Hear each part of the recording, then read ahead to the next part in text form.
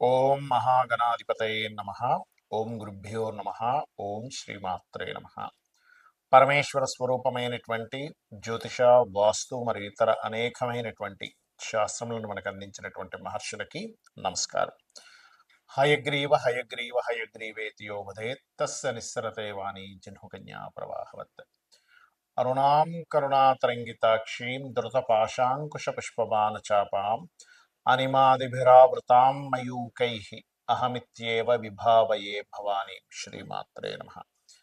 ప్రేక్షకులకి అలలితాంబిక అమ్మవారి యొక్క అనుగ్రహం పరిపూర్ణంగా కలగాలని మనస్ఫూర్తిగా కోరుకుంటూ మనం ఈరోజు చెప్పుకోబోయేటువంటి విషయాలు ఏవైతే ఉన్నాయో అవి చెప్తుంది నేనైనప్పటికీ కూడా చెప్పిస్తుంది సాక్షాత్ లలిత అమ్మవారిగా భావిస్తూ ఏప్రిల్ మాసంలో గ్రహస్థితి ఎలా ఉంది, ఈ యొక్క గ్రహస్థితి రీత్యా ద్వాదశ లగ్నాల వారికి, రాసుల వారికి ఏ రకంగా ఉండబోతుంది. ముఖ్యంగా లగ్నమే చూసుకోండి, లగ్నం తెలియని వారు రాసులు చూసుకోండి. అయితే ఇందులో 5 గ్రహాలు మనకి షష్టగ్రహ కూటమితో అవుతుంది, కానీ ఒక గ్రహం చంద్రుడు బయటకు వచ్చేస్తున్నాడు. శని, రవి, బుధుడు, శుక్రుడు, రాహు మేనంలో ఉంటూ ఈ యొక్క చంద్రుడు 4 రోజుల పాటు మేషన్కు మళ్ళీ వచ్చి చేరుకుంటాడు. అదేవిధంగా కుజుడు కర్కాటకంలో 3వ తేదీ నుంచి ఉంటున్నాడు, ఏప్రిల్ 3 నుంచి. ఆయన ఒక 2 నెలల 15 రోజుల పాటు ఉంటాడు. కన్యారాశిలో కేతువు, గురువు వృషభ రాశిలో ఉన్నాడు. ఈ యొక్క గ్రహస్థితిని అనుసరించి ఏ లగ్నముల వారికి ఏ విధంగా ఉండబోతుంది, జాగ్రత్తలు ఏం తీసుకోవాలి, మరియు పరిహార మార్గాలు ఏం చేసుకోవాలనే విషయాన్ని ఇప్పుడు మనం తెలుసుకుందాం. సింహలగ్నము, సింహరాశి. సింహం వారికి కనుక చూసుకున్నట్లయితే చతుర్థ భాగ్యాధిపతి అయినటువంటి కుజుడు 12వ స్థానాల్లో ఉన్నందుకు తల్లి తండ్రుల యొక్క ఆరోగ్య విషయంలోని, భూమి మీద లేదా హయ్యర్ ఎడ్యుకేషన్ కోసమనో లేదా వేరే ప్రదేశానికి వెళ్ళి చదువుకుందాం అనేటువంటి ప్రయత్నాలు సక్రమంగా చేస్తున్నారా లేదా, ఎక్కడైనా రాంగ్ స్టెప్ పడుతుందా అనేటువంటి అంశాలు కొంచెం చూసుకోండి. అలాగే ఇందులో ముఖ్యంగా మూడో తేదీ నుంచి ఎప్పుడైతే కుజుడు మీకు 12వ స్థానంలో నీచ పొందుతున్నాడో 6, 7 తేదీలు, 13, 14 తేదీలు, 21 నుంచి 24 తేదీల్లో మళ్ళీ ఆ యొక్క విషయాలు, ఇన్వెస్ట్మెంట్స్ విషయంలో మంచి కూడా జరుగుతుంది, గుర్తుపెట్టుకోండి. ఎందుకంటే ఆ సమయంలో కుజుడు నీచవంగా రాజయోగాన్ని పొందుతున్నాడు. ఎవరికైనా ధనం ఇవ్వడం, తీసుకునేటువంటి విషయంలో ఒక్కసారి గణపతిని తలుచుకొని చేయండి. ఎందుకంటే 2వ స్థానంలో కేతు ఉన్నందుకు ధన సంబంధించినటువంటి విషయంలో ఇబ్బంది వస్తుంది. అలాగే మరొక విషయం ఏంటంటే అష్టమంలో అధిక గ్రహాల యొక్క ప్రభావం ఏదైతే ఉందో ఇది కొంతవరకు మీకు ఏం చేస్తుందంటే అష్టమ ప్రభావం, అష్టమంలో అధిక గ్రహాల యొక్క ప్రభావం అనేటువంటిది కొంత ఆకస్మికంగా కొన్ని మార్పులను ఇస్తుంది. అలాగే ఇక్కడ వివాహ సంబంధించిన విషయంలో పార్ట్నర్స్తో కూడా తెలియని నిందలు, పార్ట్నర్ మూలంగా కొంత నిందలు అనుభవించడం అనేటువంటిది చూపిస్తుంది. అది జీవిత భాగస్వామి కావచ్చు, లైఫ్ పార్ట్నర్ కావచ్చు, బిజినెస్ పార్ట్నర్ కావచ్చు. అదేవిధంగా కాస్త గతంలో ఉన్నటువంటి కొన్ని వివాదాలు, భూ సంబంధించిన వివాదాలు, ఎడ్యుకేషన్ సంబంధంగా కొన్ని బ్యాక్లాగ్స్ ఏర్పడిన, కొంత శ్రమపడి కొంతవరకు ఫ్రీ అవ్వడం అనేటువంటిది కూడా చాలా స్పష్టంగా ఈ యొక్క ఏప్రిల్ మాసంలో గోచరిస్తుంది. అదేవిధంగా కొంతవరకు మీకు ఈ 13, 14వ తేదీ తర్వాత లగ్నాధిపతి ఎప్పుడైతే భాగ్యస్థానంలోకి వెళ్తాడో తండ్రి నుంచి సహకారము, కొంత పితృదేవతల యొక్క అనుగ్రహం కలగడము, మరియు అదేవిధంగా కాస్త పుణ్యక్షేత్ర దర్శనాలు చేసుకోవడం 14వ తేదీ తర్వాత, సంతానం కోసం చేసే ప్రయత్నంలో కొంతవరకు ఫలితాలు రావడం అనేటువంటిది చాలా స్పష్టంగా గోచరిస్తుంది 14వ తేదీ తర్వాత. ఇక మీరు చేయవలసినటువంటి దేవతారాధన దక్షిణామూర్తి యొక్క స్తోత్ర పఠనం చేయండి.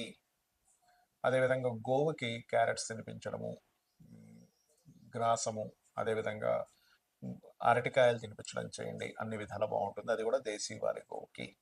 శ్రీ విశ్వవసు నామ సంవత్సరంలో మరి జాతకం లేదండి, మేమేం చేయాలి అని అనుకునేటువంటి వారికి ఒకటే, రోజు నిత్యము ఉదయం సాయంత్రం దీపారాధన, మీకు దగ్గరలో ఉండేటువంటి ఆలయానికి వెళ్ళడం, గోశాలకు వెళ్ళడం చేయండి.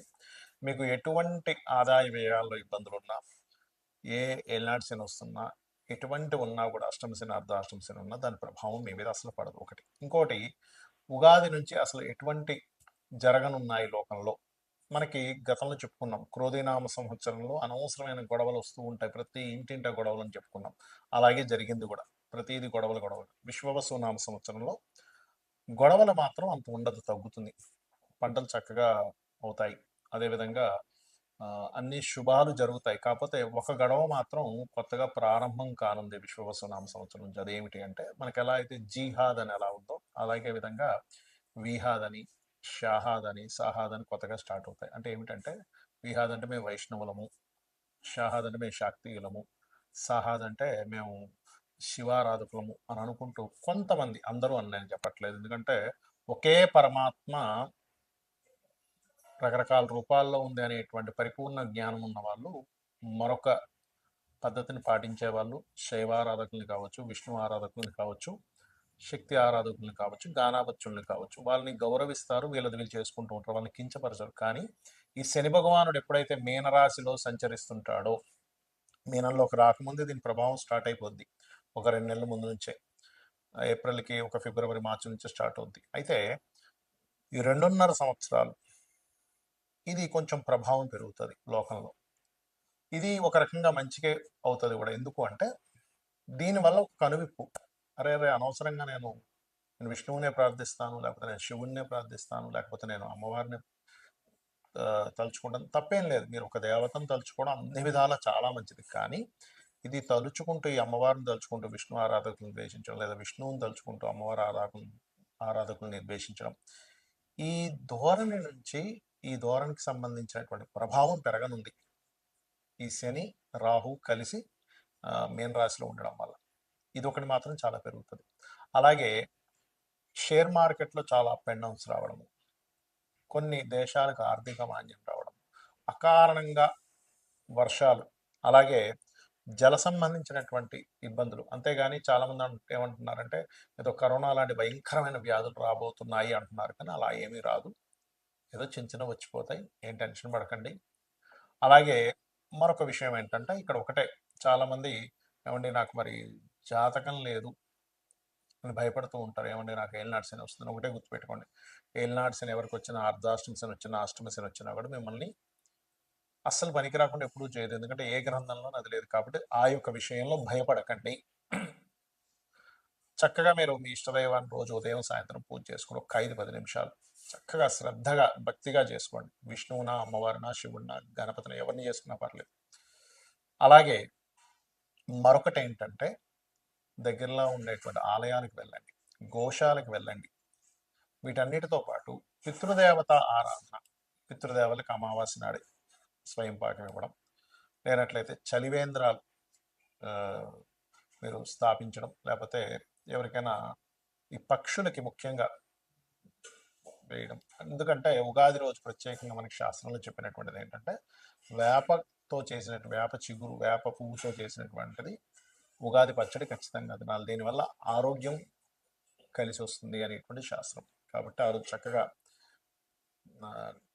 మనకి నలుగు పెట్టుకొని, నూనె రాసుకొని, నువ్వుల నూనె రాసుకొని నలుగు పెట్టుకొని స్నానం చేసి ఉదయమే ఇంట్లో దీపారాధన, దేవారాధన చేసుకుని ఆలయానికి వెళ్ళొచ్చి చక్కగా మీరు ఆ రోజు నుంచి కొన్ని నియమ నిబంధనలు, నేను ఈ రోజు నుంచి ఈ అలవాట్ల నుంచి దూరంగా ఉంటాను, ఖచ్చితంగా నేను దూరంగా ఉంటానని చెప్పి అనుకుంటే ఏమవుతుందంటే అక్కడి నుంచి మీ జీవితం అనేటువంటిది మారుతుంది.